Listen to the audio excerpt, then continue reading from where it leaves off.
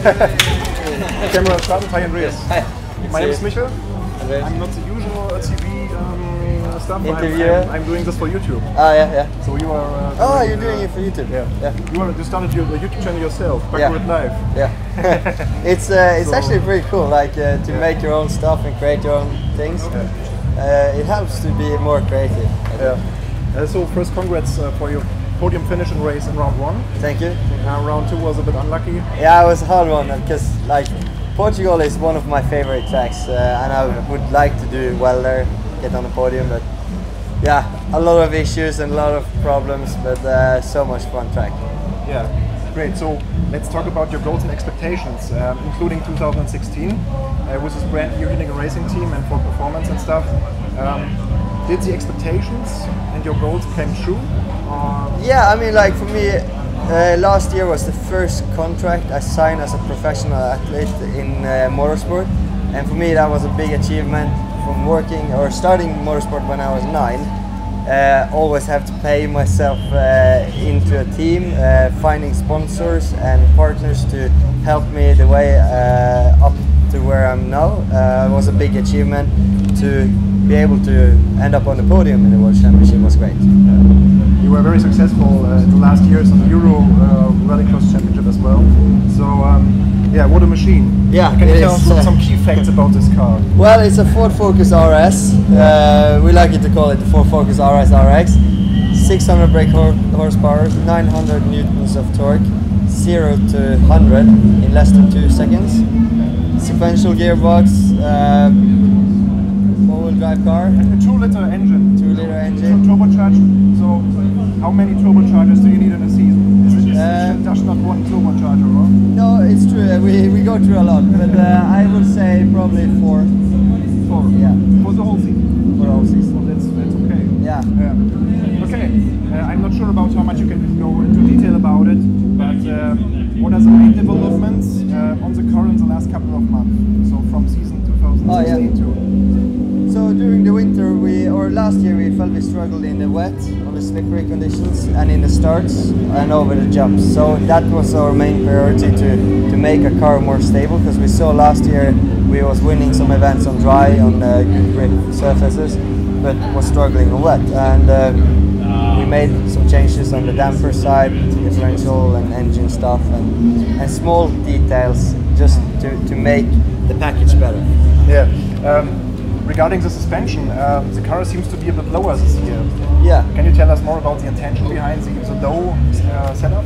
I don't want to go into details because all my fans or all our rivals will maybe see this. Okay. But I think if you have a lower car, you have a lower, what you call the word, central. I'm from Norway. I'm not the English guy, so but you know what I mean. Yeah. The G-forces and at least downforce. Yeah. Lower car generates more downforce. True. At least. Okay. And also the weight of the car gets lower. Yeah. We talked about your rivals. Many of them have different driving styles. So some drivers seem to prefer an oversteering car, like Solberg, I guess, and others like more a neutral handling or understeering handling. How would you describe your driving style? I feel, yeah, you're absolutely right. You see Solberg and Ken absolutely hammered it in and just sideways and lots of tire smoke. I think Johan Kristoffersen is the same way. I feel Petter and Ken is from the rallying, I'm from karting, which has a smooth driving style, but I have been slowly adapting more and more to a more aggressive way of driving, and I think you can see here also that I'm a bit more sideways than last year. But I think in the end of the day, carrying the speed out from the corners is the key. Yeah, Matthias Ekström, the world champion, is also a fan of a neutral and clear line, clear racing line. Sebastian Loeb. So, is this fact important for your own approach in duels when you race against Loeb or Ekström at least? Yeah, and I think in Rallycross you need to be able to change your driving style pretty quickly. If you want to overtake somebody in front of you, you need to do special moves to make an overtake. You need to plan the overtake, in a couple of corners in advance, and if that requires you need to go wide in one corner to get a good exit to the next corner, then you need to do that. So sometimes it makes a difference if Lurp is in front of you or yes, Solberg is in front of you. Absolutely, and like this track here in Hockenheim, it's some hairpins, really slow corners.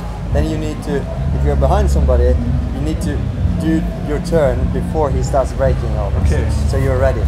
Yeah, great. As I mentioned, you started your own YouTube channel. Yeah. Where you share impressions about FIA World Rallycross, your World RX experience, but a lot of other stuff. What was the idea behind this? Because many racing drivers just do the Instagram stories and Snapchat thing. So YouTube is a little bit more work. Yeah, it is. It is, and I enjoy it so much because, like, I would like to show our fans in a different perspective than Instagram and Facebook. And it's also easy for people from the outside to think that, oh, Andreas, he's just a junior Ken Block. But I'm not. Ken Block, he's that Gymkhana guy, Hoonigan head in charge. I'm Andreas Bakkerud, and I want to show my followers that I'm Andreas, you know, and I have a lot of fun with making it. I wanted to start 2 years ago, but I wasn't in a position I could do it. Last year, I signed with Hoonigan Racing Division, and I didn't feel that was the year to start YouTubing because I had a new team, new car, new job, and I wasn't sure what to do. So a year settling in with the team, get to know the people around me, and then I wanted to start. And I feel it's going well. It's like you say, a lot of work. Yeah. I've got a friend of mine helping me with the edits, and then I try to film mostly of the stuff myself. And it's really high quality. Yeah, you like it? Yeah, it's really cool. And the cool thing is, like, I had no idea about any camera or drones or whatever, but now we have a small camera and a drone, and it's a lot of fun. It's a very big area. Yeah, it is. It is. But it's hard to make a breakthrough because I've grown my channel on Instagram and Facebook, and start all over again on YouTube with a very different crowd. It's hard. Please check this channel out. It's really a recommendation from my side.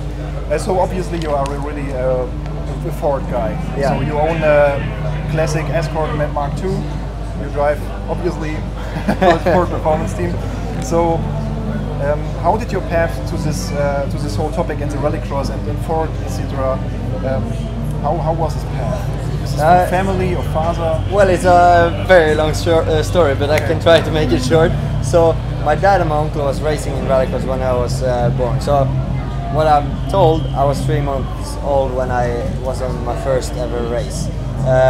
So after that I was in the paddock. When I was 9 I got my first go-kart from my dad. We started racing in Norway and Denmark and Sweden and some European events. When I was 16 I started rallycross. My mom and my dad bought me a car, but they told me, okay, you have this car, but no, we have no more money to spend on you, and you're gonna manage your own. So you need to either you can sell the car and save for apartments, school, or you can make a career. And I tried to make a career as a 16-year-old, trying to get sponsors, doing first the Norwegian Championship, then I got the money to do European Championship. I was third the first year, then I won the European Championship 2011 and 12, got a contract with Liam Duran and Monster Energy for 2013, won 2 big events, got a contract in 2014 and 15 with Olsberg MSC and Ford, and last year Ken called me, and I signed my first ever pro contract, which was a very, very big point of my career. You didn't have to think about it so much. Right? No, I believe me, I've been working so much since I was very young to get sponsors. In 2013 I had 86 sponsors, from very small values to big values, and I see every page of being a motorsport athlete. It's not about being 100% fit, it's not about being the best athlete all the time, it's about the whole package. You really need to manage every perspective of it and do social media and be every different kind of person. Yeah. So Q1 and Q2 didn't work so well, so you have to push today. Yeah. I guess. We wish you best luck for this. Thank you. And thank you for your time. Thank you.